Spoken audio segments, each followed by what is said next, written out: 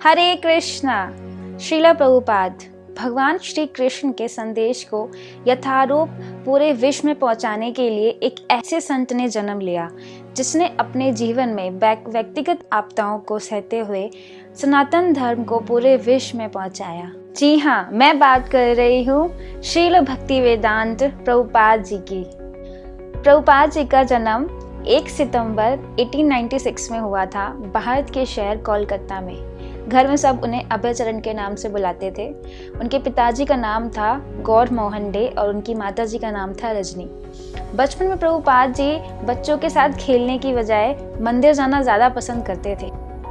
फिर प्रभुपाद जी 1922 में अपने गुरु श्रील भक्ति सिद्धांत सरस्वती ठाकुर जी से मिले। उन्होंने 1933 में उनसे दीक्षा ग्रहण की। श्रील भक्ति सिद्धांत सरस्वती ठाकुर जी ने ही भगवत गीता को अंग्रेजी में अनुवाद करने के लिए प्रभुपाद जी को कहा था।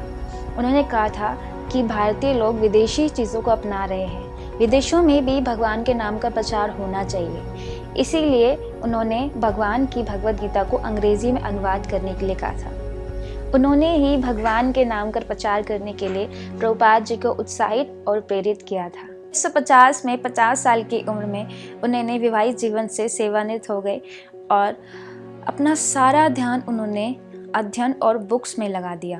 1959 में वृंदावन के राधा दामोदर मंदिर में उन्होंने बहुत सालों की मेहनत के बाद 18,000 श्लोकों को अंग्रेजी में अनुवाद किया और फिर वो अपने गुरु के मिशन पर चले गए।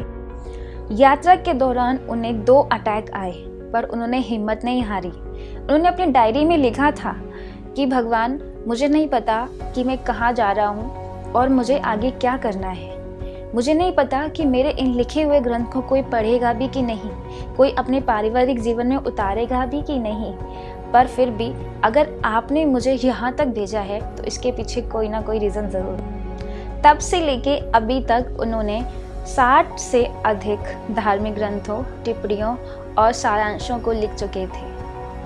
1966 में अंतर्राष्ट्रीय कृष्ण भावना अमृत सोसाइटी की स्थापना की और उन्होंने मायापुर में एक केंद्र स्थापित करने के लिए प्रेरित। प्रभुपाद जी के लेखन को 80 भाषाओं में अनुवाद किया जा चुका था। वृद्धावस्था के बावजूद उन्होंने 14 बार पूरे विश्व की यात्रा की। इस थकान भरे कार्यक्रम के बावजूद उन्होंने पुस्तकें लिखना नहीं छोड़ा।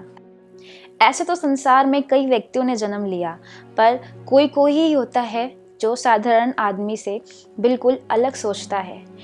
1996 और 1997 के बीच प्रभुपाद जी विश्व के बड़े बड़े नेताओं से मिले और उन्होंने अपनी यात्रा का व्याख्यान किया।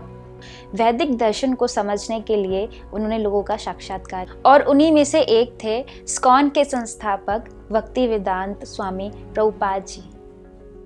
धन्यवाद। हरे कृष्णा।